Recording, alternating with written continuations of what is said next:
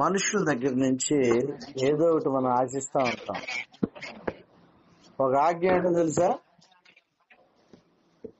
నీ పొరుగువాని చేదియు. మనలో we expect something from the people. మనుషుల నుంచి ఏదో ఒకటి తీసుకోవాలనే ఒక ఆశ.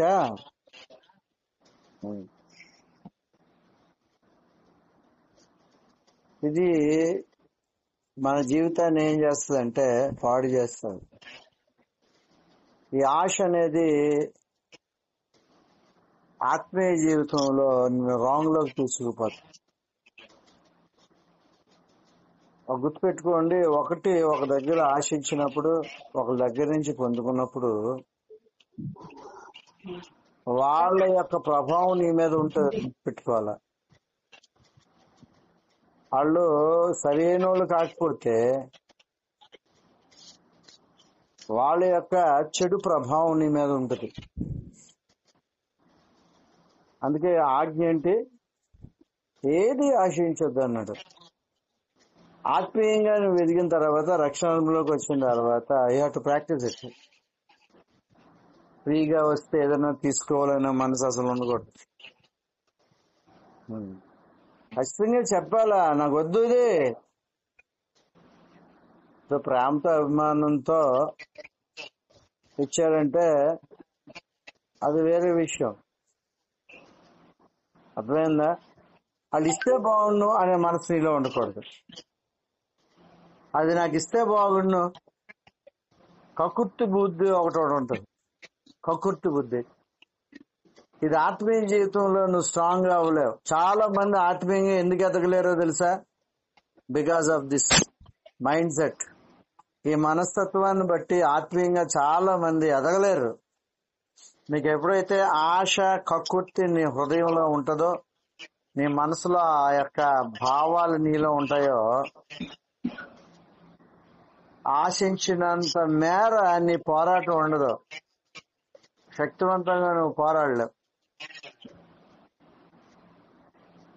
అందుకే మనం ప్రార్థన చేసుకునేటప్పుడు అందరికీ ఉంటుందా ప్రాబ్లం? అర్థమైందా? స్టార్టింగ్ లో నాకు ఉండేది, ఖరీదైన కారు వాళ్ళు కొనుక్కుంటే మనకు ఉండాలని. చాలా మంది సేవకులు అడుగుతా ఉంటారు నన్ను, అయ్యారు పెద్ద కారు కొనుక్కోవచ్చు కదండి.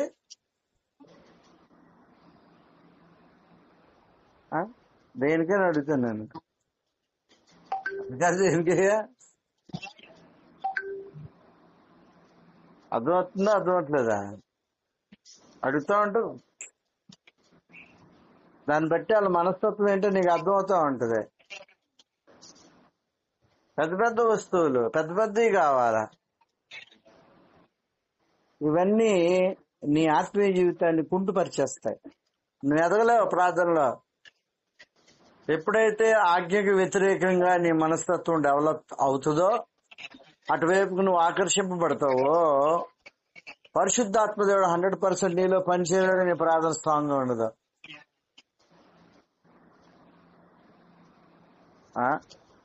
సాతాను నేను కంట్రోల్ చేయడం మొదలు పెడతాడు. ఒక ఆశ నీలో ఉన్నప్పుడు ఆ ఆశ నీ ఆత్మీయ జీవితాన్ని డౌన్ చేసి పడేస్తుంది అంట. ఇంకోటి ఏంటంటే, మనుషుల్లో నీకు ఏ ముద్ర ఉంటుందో తెలుసా? ఏముంటుంది నీ ముద్ర?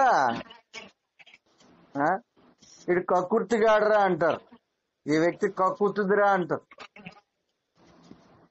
అర్థమైందా? చాలా మంది ఆత్మీయంగా పడిపోవడం గల కారణం ఇదే.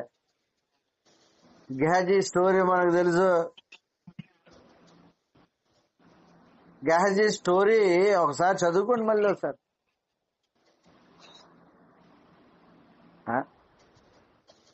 ఏమి వద్దయ్యా అని పంపించేస్తే వెళ్ళి ఏం తెచ్చుకున్నాడు?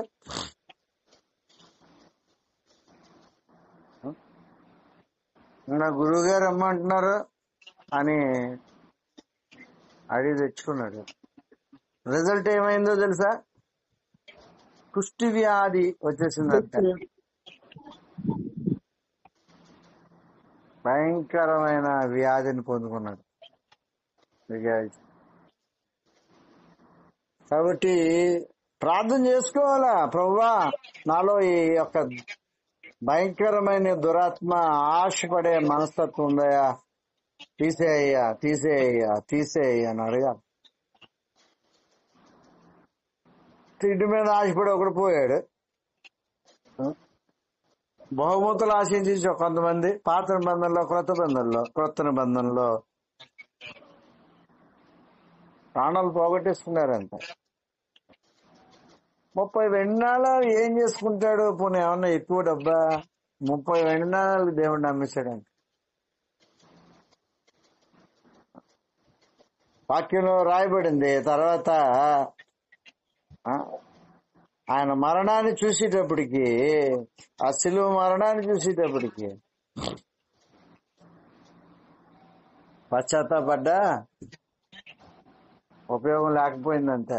గుర్తుపెట్టుకోండి, ఈ రోజున ఏది ఆశించదు మనుషుల నుంచే. నీ ఆశ నీ ఆత్మీయ జీవితాన్ని దిగజార్చేస్తుంది. ఇచ్చేలాగా ఉండంతే. అందుకే వాక్యం ఏముంది? పుచ్చుకొనుట కంటే ఇచ్చుట. మనం అయినంత ఏమెత్తాడా, ఎవడేమెత్తాడా, ఏం చేద్దామా అని అడుక్కోవడమే. Cheap mind, mean mind. ఈ రోజున don't take anything from the people freely. పాత నిబంధనలో 2 వ్యక్తుల గురించి రాయబడిన మాట నేను చాలాసార్లు చెప్పాను. ల్యాండ్ కావాలంటే అబ్రహాము తన భార్యను పాతి పెట్టడానికి శారాని ల్యాండ్ కావాలని ఒక ఆయన అడిగితే ఫ్రీగా తీసుకోండి. ఆయన సాష్టాంగ పడిపోయి వద్దు బాబోయ్ అని చెప్పి ఆ పొలాన్ని డబ్బులు ఎట్టి కొన్నాడని వాక్యంలో రాయబడింది. దావీదు కూడా అలాగే. అబ్రహాము లోతు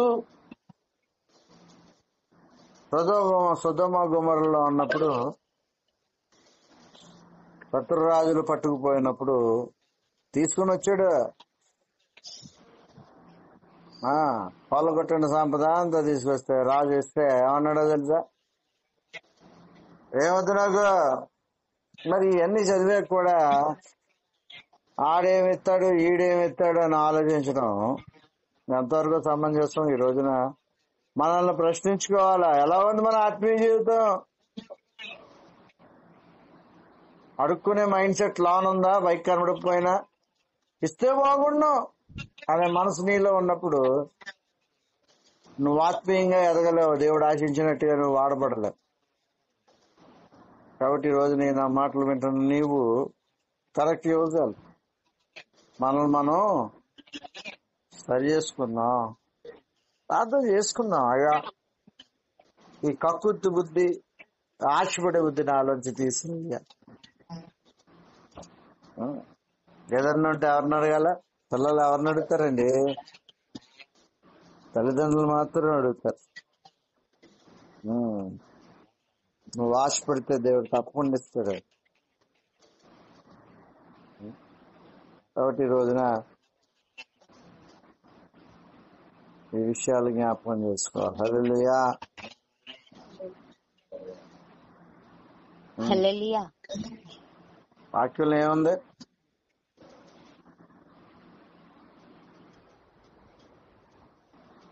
ఏమి ఆశించద్దు అన్నాడు దేవుడు. ఏమి ఆశించేస్తాడు, ఏమి ఆశించదు. ఇది మనం ఏం చేయాలా? ప్రాక్టీస్ చేయాలా. అనుదినం ప్రార్థనలో when you start praying in the spirit, రక్షణ అనుభవం పొందుకొని ఆత్మలో నువ్వు ప్రార్థన చేస్తున్నప్పుడు నీ బలహీనతలు ఏమై ఉన్నాయో పరిశుద్ధాత్మ దేవునికి తెలుసు. కాబట్టి అవి జ్ఞాపకం చేసి నీకు ప్రార్థన చేస్తాడు. ఇది గుర్తుపెట్టుకోండి. ప్రేయర్ ఎలాగుంటదంటే లిస్ట్ ఉండదు, మార్కెట్ లిస్ట్ ఉండదు. ఏమి ఏముంటదంటే నీ బలహీనత ఏమైతే ఉందో, ఏదైతే నిన్ను డామినేట్ చేస్తుందో వాటి గురించి ప్రార్థన చేసుకునేలాగా ఉంటుంది. నీ బలహీనత గూర్చి నువ్వు ప్రార్థన చేసుకునే స్టాండర్డ్ లో లేకపోతే నీ ఆత్మీయ జీవితం ఎలా ఉందో నీకు నువ్వే ప్రశ్నించుకోవాలి. అర్థమైందా? కాబట్టి ఏమీ ఆశించదు. Don't expect anything. ఈ కకృతి మనస్తత్వమే మన ఆత్మీయ జీవితాన్ని పడగొట్టేస్తుంది. ఈ ఈ ఈ మనస్తత్వం ఏం చేస్తుందంటే మన ఆత్మీయ జీవితంలో ముందుకు వెళ్లకుండా ఆటంకం అయిపోతుంది. కాబట్టి ఈ రోజునైనా మాటలు వింటాను నీవు మనము సరి చేసుకుందాం, ఇచ్చేవారుగా ఉందాం. హల్లెలూయా.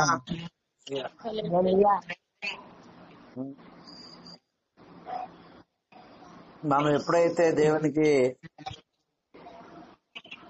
వాక్యానుసారంగా ఆజ్ఞానుసారంగా ఆయన మాట చొప్పున నడవడానికి ఇష్టపడి దాన్ని మనం ప్రాక్టీస్ చేసి అవలంబిస్తూ ఉంటాము, అనుకరిస్తూ ఉంటాము, వెంబడిస్తూ ఉంటాము, ప్రతిసారి కూడా మన ప్రార్థనకి జవాబు రావడం మనం చూస్తూ ఉంటాం. హల్లెలూయా.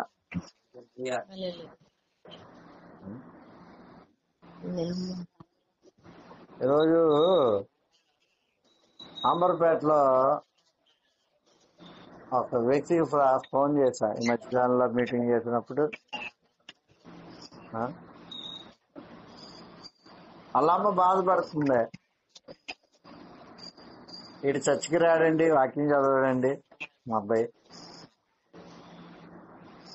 ఇక్కడ ఉన్నారు. ఆ రోజు 2 నిమిషాలు ఆ బాబుతో మాట్లాడి ప్రార్థన చేశాను. ఇందాక ఫోన్ చేస్తా అంటున్నాడు. అబ్బాయి ఎంసెట్ రాయాలని ఆశపడుతున్నాడు. ఎంసెట్ కి కావాల్సిన అన్నిటి గురించి ప్రార్థన చేస్తున్నాడు. తనకి అలాగలా ఏర్పాటు చేయాలి. అయ్యగారు మీరు ప్రార్థన చేసిన వెళ్ళిన వారం రోజుల తర్వాత నాకు బ్యూటిఫుల్ బుక్స్ అన్ని వచ్చినాయండి. ఎంసెట్ కోచింగ్ కన్నా నేను ఆశ్చర్యపోయాను. కాలేజీలో కూడా బ్యూటిఫుల్ లెక్చరర్స్ బ్యూటిఫుల్ గా కోచింగ్ ఇస్తున్నారండి అని చెప్పి అయ్యారు. మీరు చెప్పిన తర్వాత వాక్యం చదవటం మొదలు పెట్టాను అన్నాడు. చాలా సంతోషమైంది. దేవుని చాలా స్తుతించాను. హల్లెలూయా. అబద్ధం ఎందుకులే అండి చెప్పండి. మీ దగ్గర ఉపవాస ప్రార్థన చేయలేకపోతున్నాను అయ్యారు.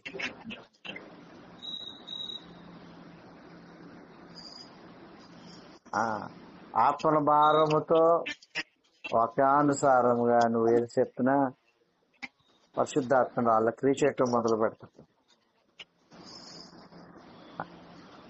వాక్యం చదవని బిడ్డ 17 ఏళ్ళు బిడ్డ వాక్యం చదువుతాను. మత చదువు నుంచి మొదలు పెట్టండి అయ్యారు.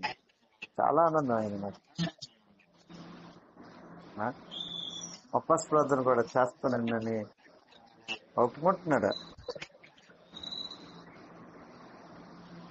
మనం వాక్యానుసారంగా మనం మలుచుకొని మనం ఏదైనా మాట చెప్పినప్పుడు మనుషులు ఏం చేస్తారు?